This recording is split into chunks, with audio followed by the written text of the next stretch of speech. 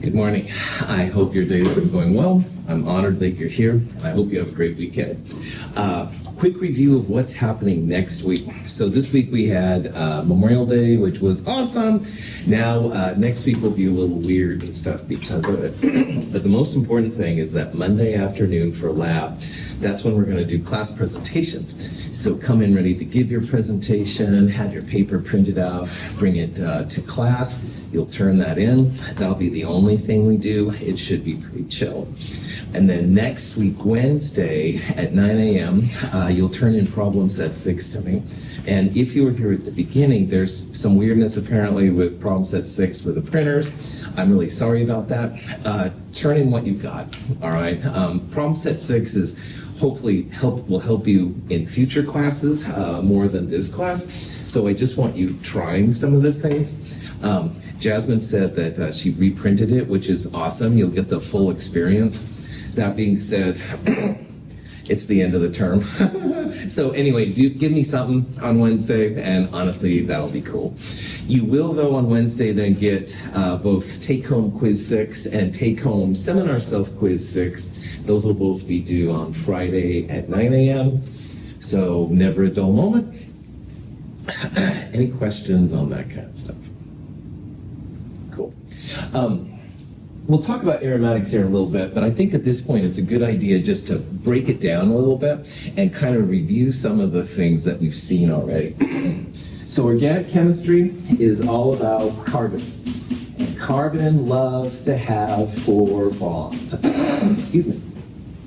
And man, carbon just loves to have 4 bonds. So this is an example of an organic compound.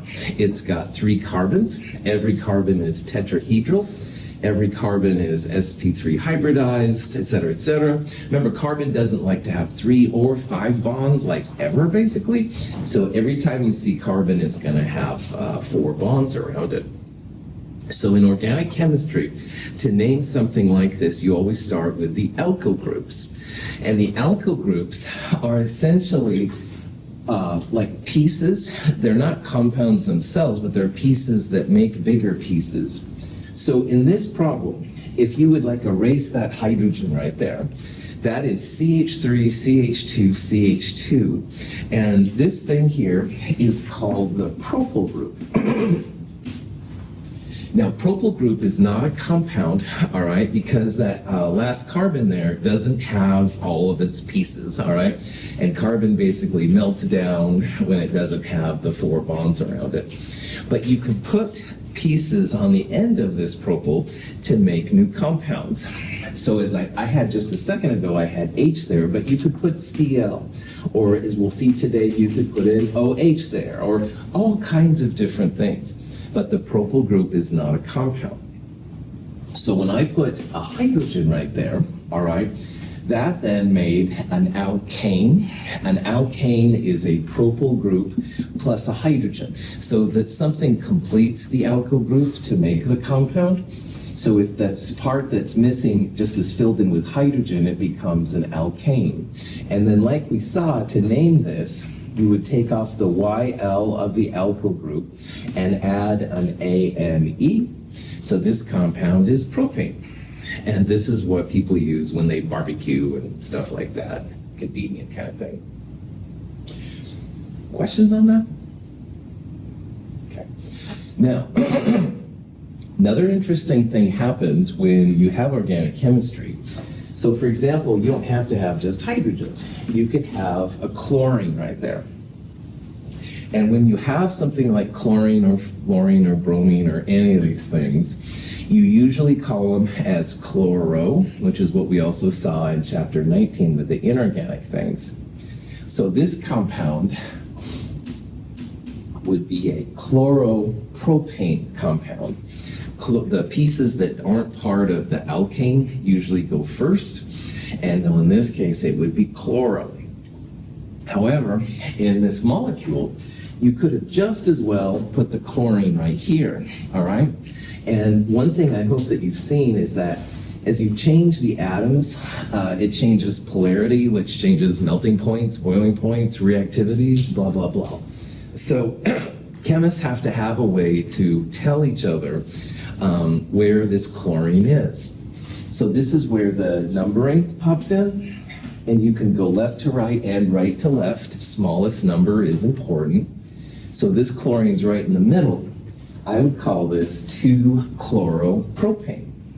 And that 2 is important because I could have just as well had the chlorine like on this carbon to make it 1-chloropropane.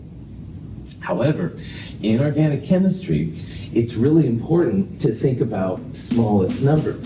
So for example, if that chlorine was there, and using the numbering system I have right now, it looks like it could be a 3-chloropropane. But man, organic chemists, they love the smallest numbers, all right? So instead of calling it 3-chloro, everything above absolute zero is constantly rotating. So this 3, quote unquote, will flip after not too long. So the 3 would be in this position, which would be a 1. So the better name for this compound would be 1-chloropropane. And when you're learning organic chemistry, I sure encourage you to count both directions, all right? Sometimes they're easy to see, and sometimes they're a little confusing. But if you count in both directions, and by the way, it's cool to put little numbers here with me, that's not a problem, you'll be able to tell what the smallest number is.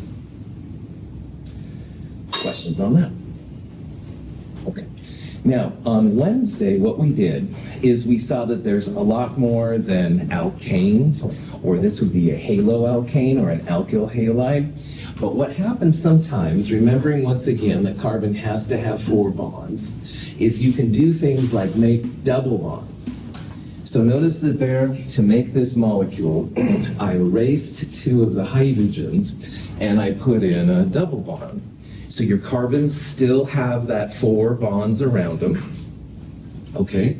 But now we've got a double bond. And double bonds and triple bonds give extra energy to molecules. There's more you can do with double bonds and triple bonds than you have just single bonds. Single bonds are basically just fuels, all right? Like propane, octane, methane, these kind of things.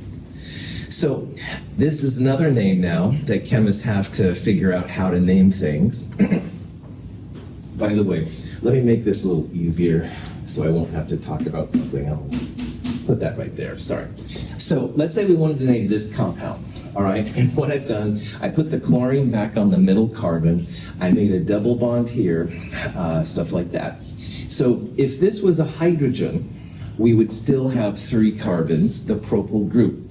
But now with the double bond, it becomes what's known as an alkene, E-N-E, all right? So your propyl, going back to that, what you do again is you erase the YL, prop, and now you would add an E-N-E. So if this was all hydrogens, not the chlorine right there, we would call this propene. You could call it 1-propene if you want. It's not really necessary here because if you flip it around, it'll go back and forth. I'm totally fine with that. Prop-1-ene is the new way to do it. But the E-N-E tells the chemist now that you have a double bond, all right? And that's what's part is really important. Now, in the full version here I want to talk about, you still have this chlorine. So this would be 2-chloropropene. So notice here that carbon still has 4 bonds. You still got to think about smallest numbers, all that kind of jazz, although here it's not as important. Questions? So impact gaming, you mentioned that obviously between carbons 1 and 2, there's the alkene, and I know you said it could be prop-1-ene. Yes, that's right. Does it need to be like the 1-ene for impact naming? Good question. In this one, it's not really necessary, Jaden, because this one, if you'd rotate it, you'd have basically the same compound. Does that make sense? Yeah. If I would have made this more interesting, I would have added like a 4th carbon, and then you could have like but-1-ene or but-2-ene kind of things. But with this one, there's only one thing. I was trying to keep it simple. Yeah. So that's a great question. In my very simple example, it's not truly necessary. Yeah. So then you only put first number that double bonds attached to before the E. You don't say like a 1-2-ene Exactly. So let me do it the right way. Let's assume that the number is important. The new way would be prop 1-ene, all right? The double bond is really important. It always gets the smallest number. The 1 would indicate like where it goes. Again, you don't really have to have it here because there's only one version of this, but if you had a butene or a pentene, then the numbers would be critical. So I just might be jumping ahead a little bit, but Great. and then say you had another, obviously, like, that wouldn't matter. Never mind. No, it's okay. Keep thinking these questions and you can email me later too and stuff like that. Yeah, Are Jim? the bonds always gonna have higher priority, or sorry, are the functional groups always gonna have like higher priority than the? Right on. There is a numbering preference in organic chemistry, and honestly, I wasn't going to talk about that too much, but the double bonds and triple bonds are always higher than the chloros and bromos. I can't remember, honestly, Jaden, if an alcohol group, which we'll talk about today, is higher or lower than a double bond, but that's another important one. Yeah, so good. So you're seeing kind of an overview. There's more to be learned, absolutely. And remember, my background is metal, so heavy transition else. Anyway, so maybe I don't know the best version of some of these rules too, I won't lie, but ask me questions. There's no dumb questions here, okay? Cool. Other questions? Finally, let's get rid of some of this now. Let's say that you have not a double bond, but a triple bond, all right? And I just erased the chlorine because I was annoyed by it. Anyway, I want you to see that there's still 4 bonds around everything, all right? So this carbon has a triple and a single bond, this carbon, triple, single, et cetera, all right? The propyl, once again, would be what the alkyl group would be if it was like an alkane. Obviously, we're beyond the alkane now, but the 3 carbons will still apply in this name. But instead of propyl now, with a triple bond, that's when you get YNE. That's an alkyne, all right? And you could call it 1-propyne. Don't really need to have it here, but if you wanted to, that would be all right. I have seen some papers where they'll say prop 1-ine, like the alkenes. That's fine too, I don't care. Your organic chemistry instructor will give you better instructions here than I have. But what I want you to see is how all these things are based on alkyl groups. All right, you've got to know the 3 carbons is propyl. Then you can make propene, propyne, propanol, we'll see here in a little bit. All these different things stem from there. If you've got that down, then honestly, I consider my work to be pretty good here because that's what I wanted to get across. I didn't know about this and I was totally blown away, but I'm in therapy now, so it's okay. No, seriously, questions on this stuff besides my therapy? Thank the stars. All right. Now, this group is a special group. It's not part of the alkyl groups, but they are very common. And this thing right here, which is a 6 carbons in a row like that, this is called benzene. And benzene, C6H6, as I said on Wednesday, is almost magical. And I'm sorry for using that name in science, but science is just, or magic is just science that has been discovered yet. But anyway, benzene is an entity unto itself, all right? It's not a single bond alkane. It's not a double bond alkene. It's an interesting mixture of things, and I was always really fascinated by aromatic compounds. We're looking here at compounds with a benzene ring and something else on it. So this thing right here is benzene. There's a methyl group on it. Officially, the name is methylbenzene. Everybody calls it toluene, all right? Once in a while when I watch cops, they'll have people they arrest with paint around their face. I guess they spray it into a thing and breathe it in. The toluene is what they're breathing in. Organic chemistry at its best. This is an alcohol group we'll see in a little bit with the benzene ring. This is phenol, another funky thing. Nitrobenzene, this is the nitro group with it. Benzoic acid, we talked about a little bit back with the acid sections. Don't worry about that. This is 2 benzene rings fused together. All right, it's called naphthalene. Naphtha, maybe you've heard of, is basically naphthalene, stuff like that. Lots of different things. Here's a bromine off the benzene ring. This is bromobenzene, all right? So there's all different kind of names that you can have and stuff. So just realize that after I went through this whole thing on propane, propene, propine, now we're looking at something different. But I want you to hear the benzene name because it's around quite a bit. So, any questions? Any of this stuff? Now, in benzene compounds, if you have two pieces off the benzene ring that are the same, there's a special numbering and naming system I want to talk about. And there's an old school and a new school. But amazingly, in organic chemistry, the old school and the new school are both around. So I think it's important that you hear about them. Now, we saw on Wednesday, each one of these vertices is a carbon. So that carbon has a double bond, a single bond, and a single bond right there. Again, remember, carbon loves to have 4 bonds. So each one of these vertices could have something off of it. So in this case, we're taking 2 of the hydrogens off, and they're right next to each other, and we're putting each with them a chlorine on it. Now, the name that I think is more important is you could call this 1,2-dichlorobenzene, all right?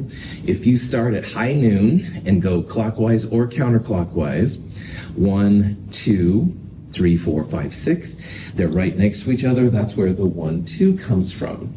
However, in the olden days, 10 years ago, no, I don't know, however many years ago, for whatever reason, they used to call this an ortho orientation. So ortho-dichlorobenzene, or as it's usually referred to as just O-dichlorobenzene, is used a lot. I don't know why it's still used. I'm just the messenger, but I think it's important that you hear it.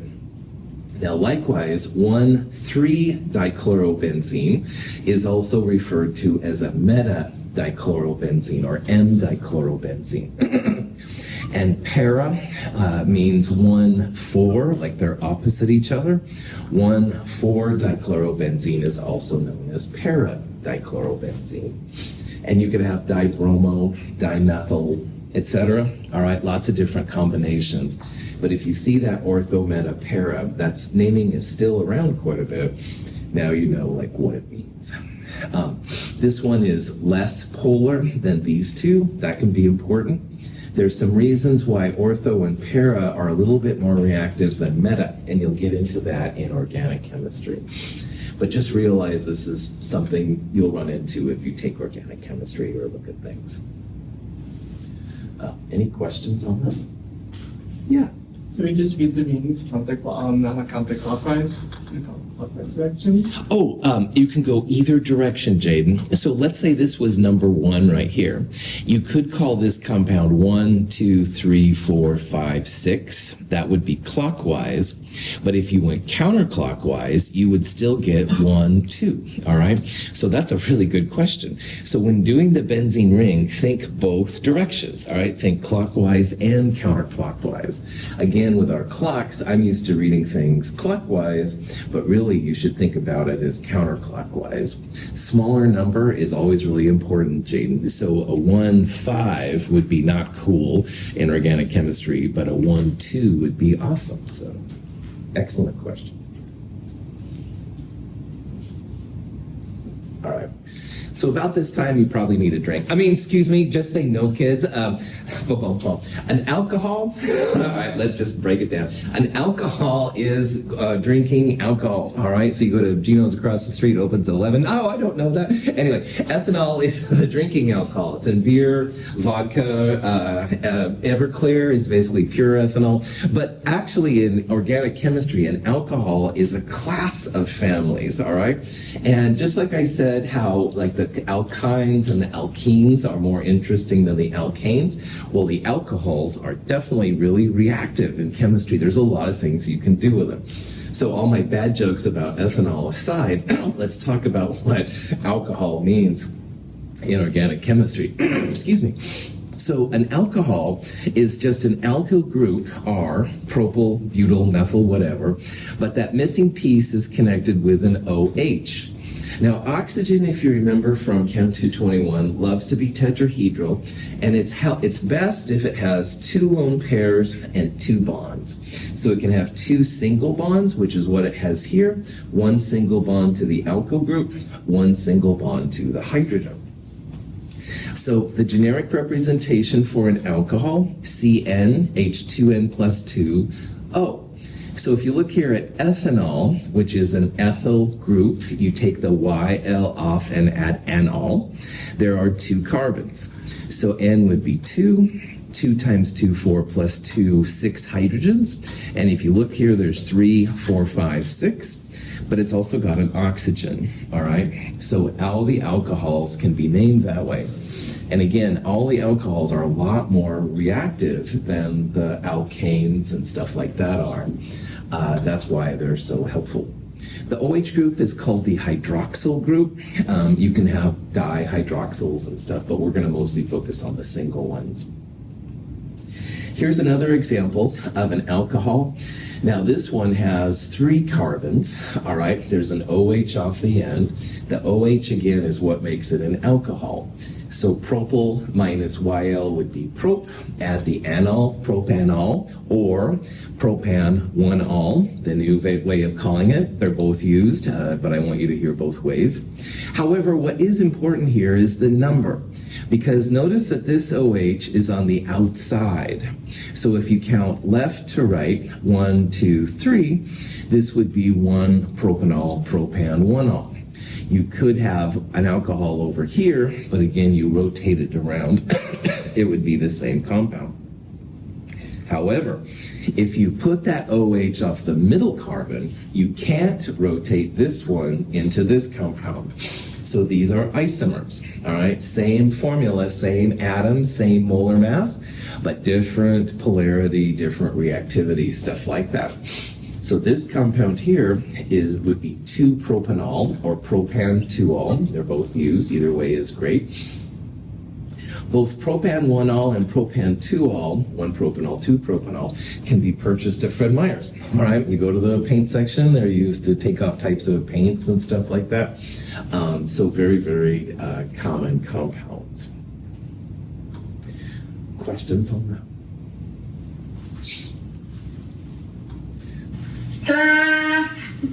Wow, they had all this stuff in chemistry. I never cut buttons. This is from a cheesy 80s, teen movie and stuff. But anyway, they raided the parents' liquor cabinet to find that and stuff. So anyway, just say no, kids and stuff. All right, let's move on. Anyway, when you take organic chemistry, not with me, but when you take it, there'll be a lot of talk about what's called a primary, secondary, and tertiary alcohol. And this was something that blew my mind when I went in, so I want to talk about it real fast.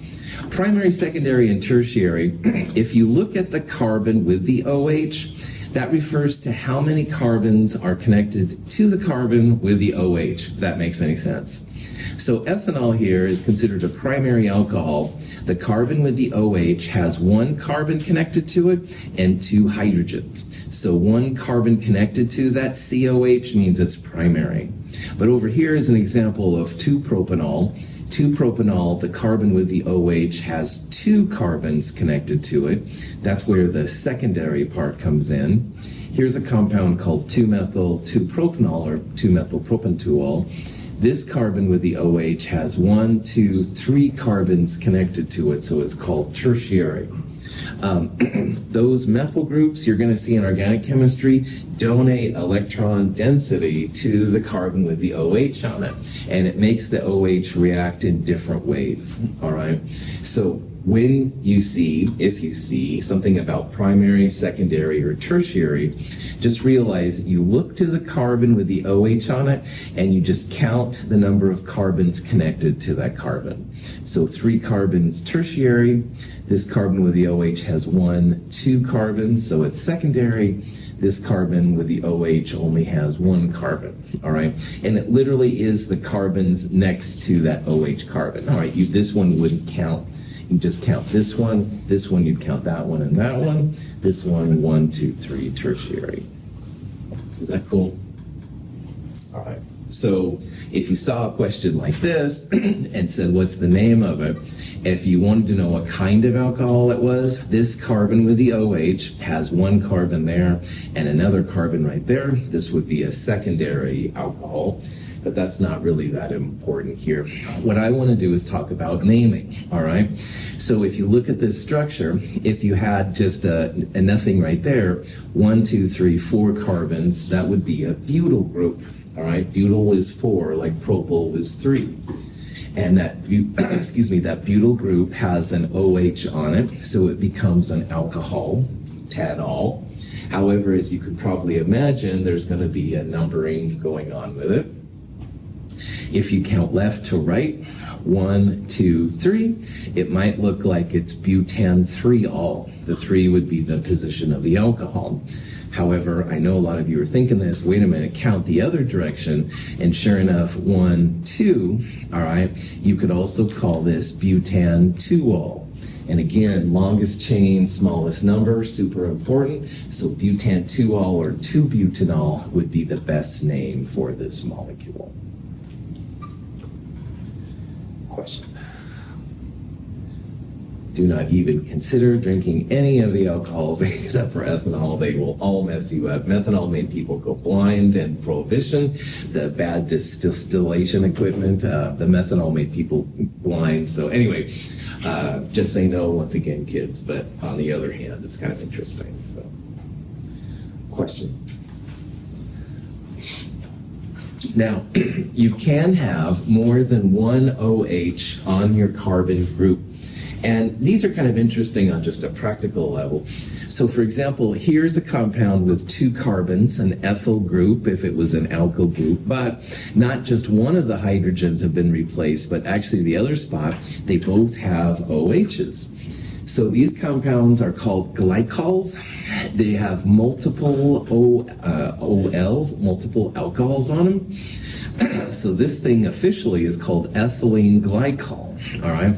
And ethylene glycol, as well as propylene glycol, which is the 3-carbon version, are both used in antifreeze a lot. So if you put antifreeze in your car, you're basically using either ethylene glycol or propylene glycol. The official names for these things are ethane 1,2-diol, propane 1,2-diol. Both names, as far as I know, are used a lot. So I just wanted you to hear about them and know what they are. You can even have 3 alcohols, 3 hydroxyl groups on an alkyl group. This one right here, 1, 2, 3 carbons. Each carbon has an OH on it. So this is a triol, 3 alcohol groups on it. They're at the first, second, and third carbons. It's a propane 1, 2, 3 triol. But by far the more common name here is glycerol, also known as glycerin. Glycerol and glycerin is a slow-moving, very viscous liquid. This is what it is. Here's some other just examples. This is a butane 1, 2, 3 triol. Here's an octane 2, 3, 4 triol. There's some interesting chemistry that goes on with all these different things. Again, to interpret a structure like this, remember each vertex is a carbon. So there'd be a carbon there, there, there, there, there, there, there, there. That's where the 8 carbons of octane come from. So, cool. Questions on that? Now, these are kind of fun. Alcohols have an OH on them, all right? That's the ending part of some part. However, you can easily make an isomer of those same alcohols by moving the oxygen, say, between this C and this O, and putting it between carbons, all right? So if you make that kind of compound, this is what an ether is. An ether is an oxygen in the middle of 2 alkyl groups. They'll have the same formula as the alcohols, but their reactivity is quite different. The alcohols all had the OH group, hydrogen bonding, all that stuff we talked about in Chem 222 absolutely applies, much stronger intermolecular forces. Ethers, on the other hand, are very polar. Like this oxygen would have 2 lone pairs on it, but you don't have the OH, NH, FH bonds that make hydrogen bonds. So the reactivity of an ether is quite different from an alcohol. Now, ethers to me are really fascinating. When I started teaching organic chemistry here at Mount Hood, I was always using the old school nomenclature, and it's basically alkyl ether. So this compound, old school, this is a methyl group, this is a methyl group, it's an ether, so you'd call it dimethyl ether. If the alkyl groups aren't the same, like here, alphabetize them. Ethyl is this one, methyl is this one, ethyl, methyl, ether. This one is diethyl ether, which is by far the most common of all of them. But again, this is old school, and I'll show you the new version here in a little bit. Diethyl ether used to be available at Fred Meyer's, Home Depot, places like that. You could go and get it. Thanks to the meth clinics that popped up there for a while, now diethyl ether is a controlled substance. It's the solvent that's used a lot of times to make a lot of these drugs. So here at Mount Hood, we have like a special license to get diethyl ether. We use it in organic chemistry, but we don't use it in the general chemistry anymore because it's hard to get. It's more expensive because it's controlled and stuff like that. Gotta love society. This is, again, though, the old school naming of the ethers. So my students, when they came back, said, oh, you've got to teach the new version of ethers. So this was something that I learned along the way, which is great. So the new way, the IUPAC way, which is the official way of naming ethers, you take the smaller alkyl group first, and you add an oxy to it, essentially. Then the longer alkyl group, you add an ANE ending. So here's an example right here. We have an ethyl group on the left, 2 carbons, and a propyl group on the right. So ethyl is a smaller alkyl group than propyl. So what all this means up here is ethyl, you take the YL off, make it eth, and add oxy. So eth-oxy would be the fancy name. And the longer alkyl group, you just call it like it's an alkane. So this is propane, all right? So this compound would be ethoxy propane, all right? The 1 is important though too, because darn propyl groups, you could have an oxygen off one of the end carbons, but you could also have one off one of the middle carbons, all right? So 1-ethoxy means that the ethoxy group, CH3CH2O, it's off the first carbon of propane. But you could also have 2-ethoxypropane. This whole OCH3CH2 thing would be off the middle carbon, whole different compound, whole different polarity, blah, blah, blah. Here's the best structure I could find without making it myself, basically, of 2-ethoxypropane. So here's the propyl group, all right, 1, 2, 3. But instead of having the oxygen off the end carbon, this oxygen is off the middle carbon, all right? So this would be 2-ethoxypropane. Now, in my way, I would have called it ethyl 1-propyl ether, ethyl 2-propyl ether, but that's kind of old school now, all right? And again, it's not like I do a lot of organic chemistry normally, so this was something my students said was really important. You ether, get organic chemistry, or you don't. All right, now you understand that. Silly dream if you see it. Here's just another example. This is 2-methoxypropane. All right, so instead of an ethyl group, here's a methyl group off the second one. These are just different names for things. Any questions? Yeah, Jim. So, for example, like it just has CH3CH2O, then it would just be an ethoxy group. It wouldn't be like, they wouldn't call it, right? It's just like extra. Yeah, like this group right here is the ethoxy group. You bet. It's just like a chloro or bromo. All right. It's just that this whole thing is ethoxy, and it does pop in quite a bit. Methoxy also pops in quite a bit. So when you hear that, just realize it's methyl with an oxygen, basically. Yeah, good question. Other questions? Now, one thing about when they made meth and stuff like that, a lot of times you heard about fires and stuff like that. Ethers are super flammable.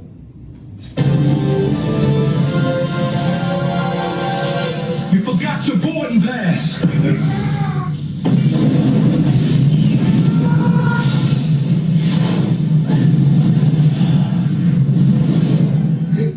This is from the first Bad Boys movie. I don't recommend you watch any of the movies I watch. However, they blew up a bunch of ether to keep the bad guys from getting away. Oh yeah, keeping it real. Now, everything we've talked about so far has had oxygen with 2 single bonds. But if you remember from the Lewis structures, oxygen's also really happy with 2 lone pairs and a double bond. Your formal charges are 0, stuff like that, so really important. So there are a couple of different families where you have a carbon-oxygen double bond. And a carbon-oxygen double bond in organic chemistry is called a carbonyl, all right? So when you hear about carbonyls in organic chemistry, that means it's a carbon-oxygen double bond. Now, unfortunately, carbonyl is also the name of a carbon monoxide connected to a metal. And in chapter 19, when we went through those naming things, we talked about carbonyls. That's a different kind of carbonyl. All right, honestly, this carbonyl, the organic one, is more common than the carbonyl in the inorganic one. But I want you to hear that both ways. Anyway, you can have a carbonyl, a CO double bond O, which is this thing right here, and an alkyl group on both sides. And that kind of compound is called a ketone, all right? And ketones are probably one of the more common versions of a carbonyl-containing compound. And a carbonyl-containing compound, a ketone specifically, that you have all used is this thing right here, propanone. Now, to name this thing, 1, 2, 3 carbons, that's a propyl group. We're going to take the YL off, make it prop, and add anone to it. So propanone is the fancy name for this compound. Now notice here, I've kind of put in a parentheses double bond O because I want you to see that it's a double bond. Sometimes you'll just see it CH3CO CH3, but I want it to be very, very clear to you that that's what that thing is right there. This would be butanone. Again, the carbonyl has a methyl group on one side and an ethyl group on the other side, so that's what a ketone is. 1, 2, 3, 4 carbons, butyl becomes butanone. Here's pentyl becomes pentanone, but when you get to pentanone, then you have to also give a number to it, because you could have a 2-pentanone, you could also have a 3-pentanone. Could you have a 4-pentanone? No, good, because 4-pentanone, if there was a double bond right there and you rotated it, it would become 2-pentanone, all right? So ketones are pretty common. Propanone, though, is acetone, and we've totally used acetone in lab to dry glassware and stuff like that. It's also flammable, not as flammable as the ether, so you don't have to shoot them and watch them explode or anything, but almost everybody calls propanone acetone, all right? Very few people, except nerdy chemists, say propanone. Any questions on that? All right. Now, here's the important part for the next part of our conversation. All of these carbonyls, these C double bond O's, they have carbons on both sides. They're in the middle of the molecule. Notice that none of these have a double bond O like on the N carbon, okay? And that's because if you put a carbon double bond O on the N carbon, it becomes what's called an aldehyde. And an aldehyde, which seems so similar to the ketones, is actually quite different in organic chemistry. That double bond O on the end has some special reactivity that you'll talk about in organic chemistry that does some things that makes it have a different name. So the structure, the chemical formula for aldehydes and ketones, identical, all right, if they have the same number of carbons, but the reactivity is quite different. So if you have an aldehyde, the carbon-oxygen double bond, it's going to have at least one hydrogen on the end. If it doesn't have at least one hydrogen, it'll be a ketone or something else anyway. All right, it's not going to be an aldehyde. Aldehydes have this. So if you want to name this crazy thing, 1, 2, 3, 4 carbons, that would be butyl if it was an alkyl group. Take the YL off, make it bute, and add anal. It's a G-rated class. So butanal, okay, would be the name of this compound, all right? Here's methyl without the YL meth, plus this would be methanal, ethanal, et cetera, et cetera. Ethanal is also called acetaldehyde. Sometimes people prefer that name. But again, that reactivity quite different when that C double bond O is next to a hydrogen. Methanal is actually used a lot on campus, but not so much in the chemistry labs. It's used in their funeral service area because they use a lot of formaldehyde to prepare the bodies and stuff that they work on. So formaldehyde is the common name for methanal. They mostly use methanal formaldehyde in a water solution. Formalin, I think is what's called, but it's the same compound and stuff. So we actually use a lot of this on campus, even though it's not classic chemistry. So anyway, questions on any? Okay, so let's say we had this structure and I wanted you to give it a name. All right, so first of all, it's got oxygen. It's going to be some of the oxygen containing compounds. I would first figure out like how many carbons, 4, that'll be butyl if it was an alkyl group. But the next question is then what kind of compound is it? Now C and D, these are both alcohols. They have the OL ending.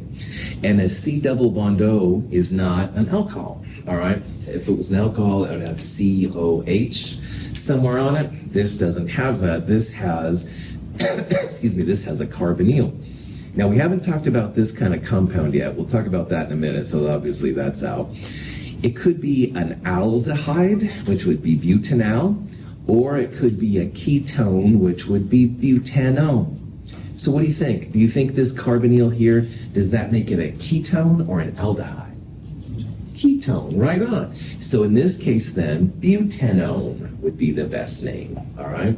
If this C double bond O was here and there was at least one hydrogen, that would make it an aldehyde. You'd call it butanal. But this is butanone. It's in the middle of the carbon. So, question? Okay. Now, there's basically 2 more kind of compounds we need to talk about here. And we've talked so much this quarter about acids and bases. And we talked about how there's 5 strong acids and a gazillion weak acids, all right? Most of those weak acids fall into the category of what's called a carboxylic acid. And this is probably the organic chemist's most common type of acid. I don't know if that's quite right, but let's assume it is right now. So a carboxylic acid is a carbonyl, a C double bond O, with an OH next to it. And when you have a C double bond O with an OH next to it, this hydrogen, it's easier to let that H plus go, all right? It's not 100% like a strong acid, but it is easier to let it go. And there's just a whole bunch of these crazy things running around. So if you have a carboxylic acid, what you want to do is, once again, count up how many carbons you have. So this thing right here has 1 carbon. That would be a methyl group, but we're going to take the YL off and make meth, not that kind of meth, and we'll add anoic acid to the end of it. So this thing is formally known as methanoic acid. 1 carbon would be methyl. Add anoic acid to it, you're good to go. This crazy thing here, this is a carbon. Remember, the vertices are carbon. So 1, 2, 3, 4, 5. 6 carbons would be hexanoic acid. Propanoic acid here, 1, 2, 3. This thing here has 1, 2, 3, 4 carbons in the longest chain. So that would be, if this CH3 wasn't there, that would be a butanoic acid. We're going to put the methyl group, though, right there.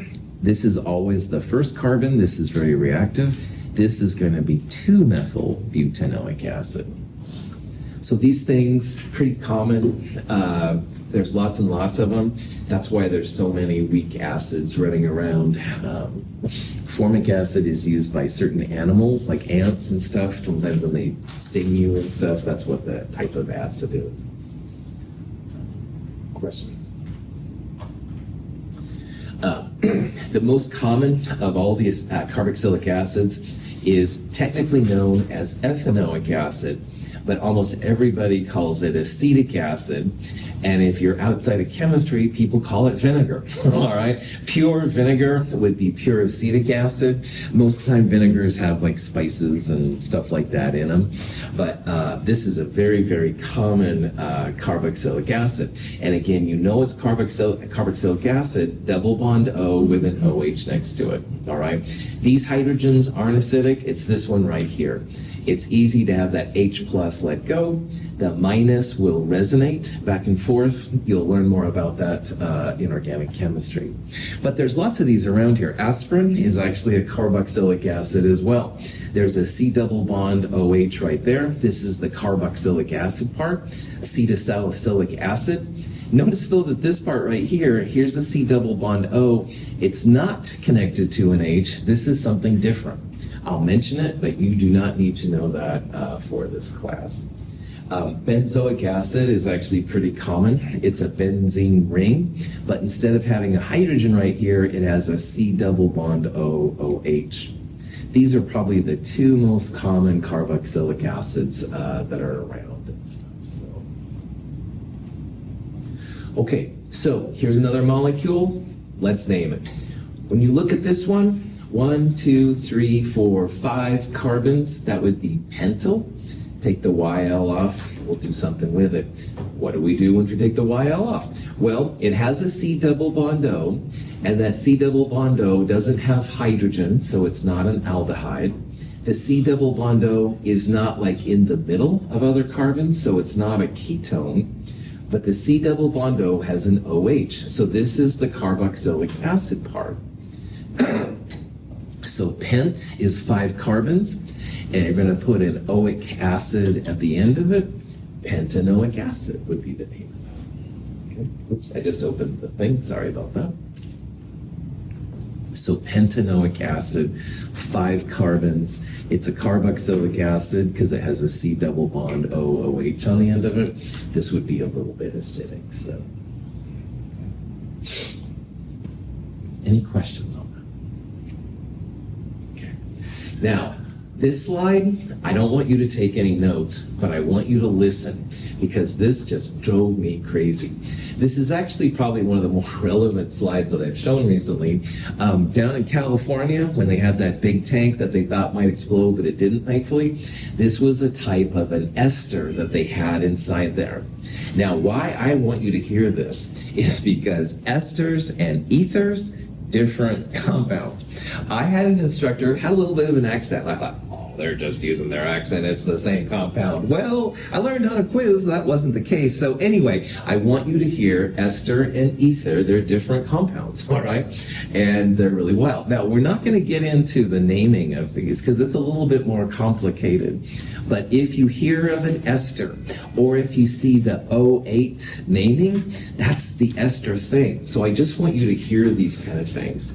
Esters have a carbonyl, a C double bond O, and they have a single bond oxygen, but instead of a hydrogen, they'll have another alkyl group, all right? And there's really cool things you can do with it. They were making types of plastics in California, as I understood.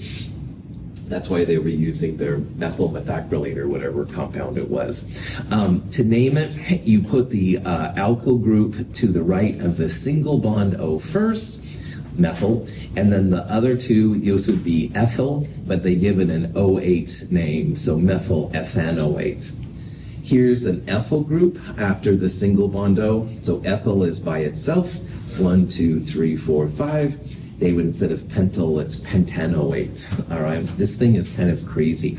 But again, I'm not going to test you on it or anything like that. I just want you to hear these names. And I definitely want you to know that ethers and esters are different. They are not the same.